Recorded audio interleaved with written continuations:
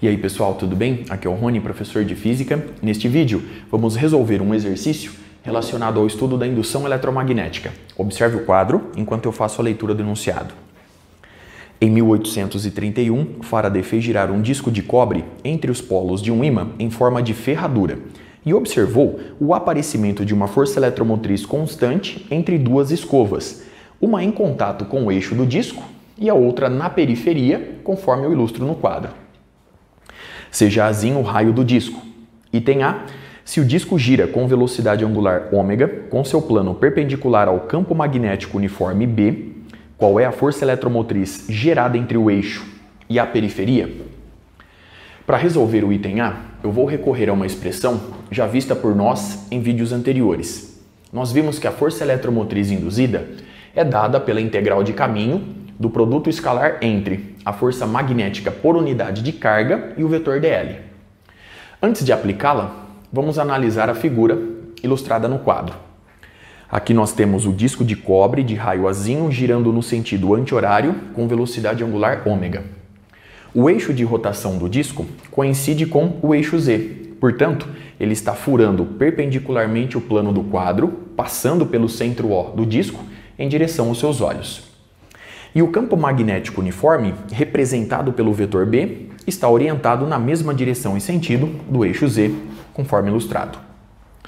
Para obter a força eletromotriz, vamos começar calculando a força magnética por unidade de carga. Nós já vimos que ela é dada pelo produto vetorial entre o vetor velocidade e o vetor campo magnético.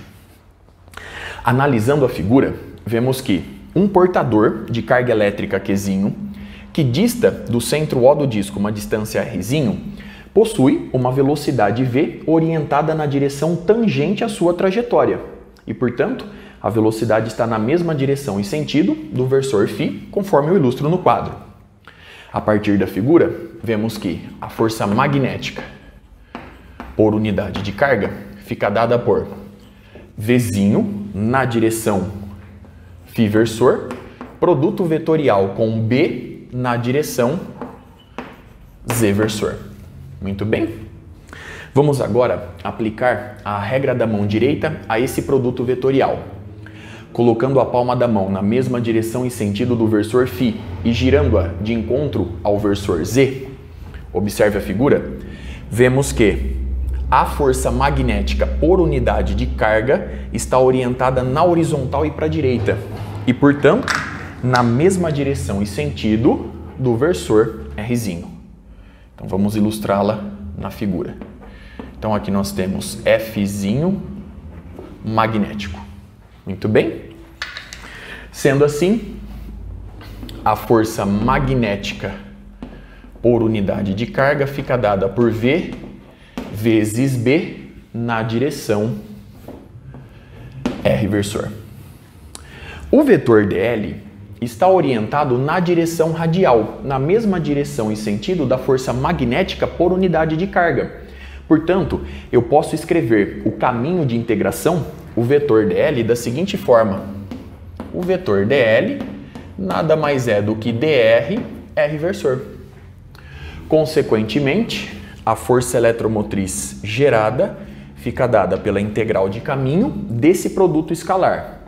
Então, nós temos V vezes B vezes dr, produto escalar do versor R com ele mesmo. Bom, pela definição do produto escalar, nós sabemos que este resultado é igual a 1. Vamos reforçar este fato. Então, aqui nós temos o módulo do versor R que vale 1, vezes o módulo do versor R que vale 1, vezes o cosseno de 0 grau, já que eles possuem a mesma direção e sentido. Muito bem? Esse produto escalar, portanto, é igual a 1. Sendo assim, a força eletromotriz gerada fica dada por. Então, agora nós temos B, o campo magnético é uniforme, eu posso retirá-lo da integração, vezes a integral de V dr. A velocidade V pode ser obtida por meio da seguinte expressão, ômega vezes Rzinho. Como o ômega permanece constante, eu já vou retirá-lo da integração. Então, nós temos B vezes ômega vezes a integral de R dr. E como o vetor dl coincide com o vetor dr, orientado de O para a periferia do disco, eu vou integrar de 0 até o raio Azinho. Sendo assim, a força eletromotriz gerada fica dada por meio vezes B vezes ômega vezes Azinho ao quadrado. Aqui nós temos, né, a integral de R em relação a Rzinho nos dá R ao quadrado sobre 2 de 0 até Azinho e, portanto, Azinho ao quadrado sobre 2. Muito bem.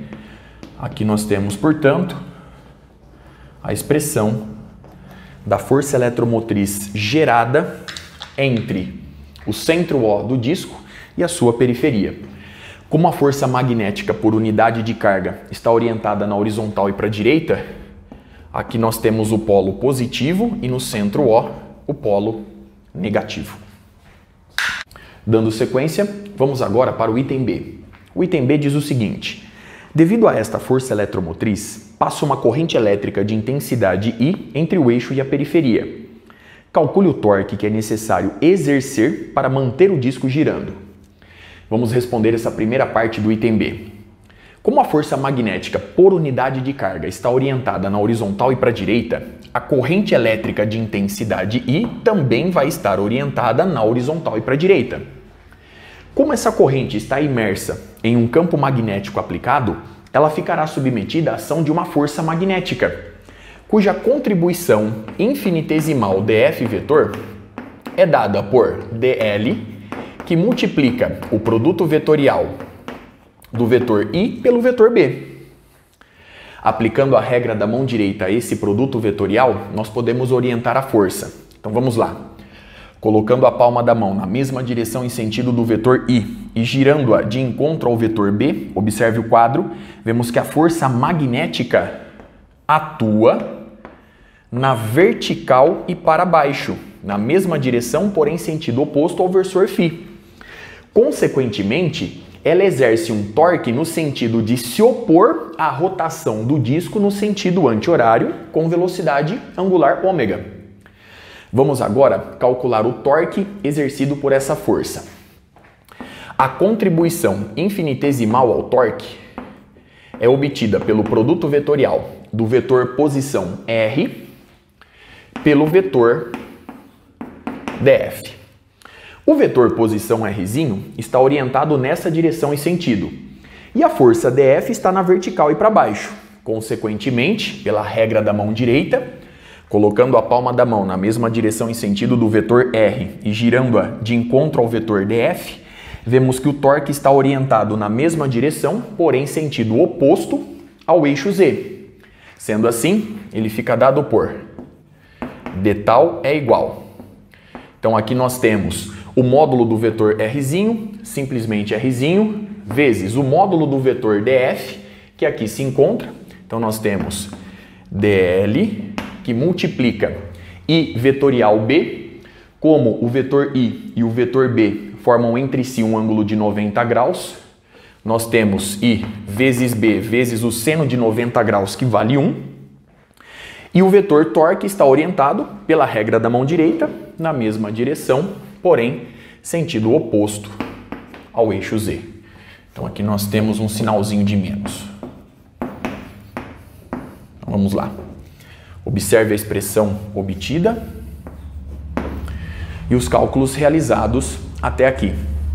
Dando sequência, para obtermos o torque resultante, basta somarmos todas as contribuições infinitesimais e com isso obtemos o torque resultante é igual a, já retirando da integração os termos que permanecem constantes. Então nós temos menos I, B, Z versor.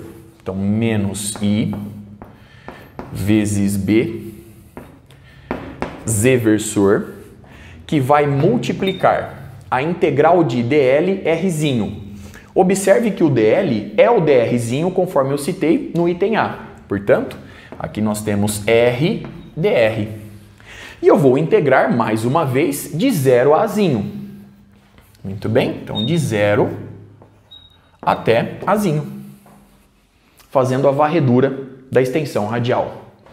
Sendo assim, obtemos menos I vezes B, Z versor, vezes a integral de Rzinho em relação a Rzinho, nos dá Rzinho ao quadrado sobre 2, de 0 a Azinho, pelo teorema fundamental do cálculo, Azinho ao quadrado sobre 2. Muito bem. Esse é o torque devido à ação da força magnética. Agora, para manter o disco em rotação com velocidade angular ômega, um torque externo deve ser aplicado com a mesma intensidade, com a mesma direção, porém sentido oposto ao torque devido à força magnética. Logo, a intensidade do torque aplicado deve ser igual a, nós temos meio, que multiplica a corrente elétrica de intensidade I, a intensidade do campo magnético, vezes Azinho ao quadrado. E esse torque tem que estar orientado na mesma direção e sentido do eixo Z. Observe o resultado obtido e todos os cálculos realizados até aqui. Para finalizar o item B, vamos à leitura do enunciado. E mostre que a potência fornecida é igual à potência gerada. Vamos lá. Ainda no item B, para finalizar o exercício, a potência fornecida, essa potência mecânica fornecida, ela pode ser obtida facilmente pelo produto da intensidade do torque pela velocidade angular ômega. A intensidade do torque aqui se encontra e eu vou multiplicar por ômega. Então nós vamos obter 1 sobre 2 vezes I ômega vezes B vezes A elevado ao quadrado. Essa é a potência mecânica fornecida devido à ação do torque externo. Vamos agora para a potência gerada. A potência gerada é dada por I vezes E, pelo produto da intensidade da corrente elétrica pela força eletromotriz induzida. A força eletromotriz induzida aqui se encontra e eu vou multiplicar por I. Sendo assim, obtemos 1 sobre 2 vezes a intensidade da corrente elétrica I vezes ômega vezes B vezes A ao quadrado. Logo, a potência mecânica fornecida é convertida na potência elétrica gerada. Muito bem. Observe mais uma vez os resultados obtidos, os cálculos realizados. Com isso, eu encerro este vídeo. Até a próxima.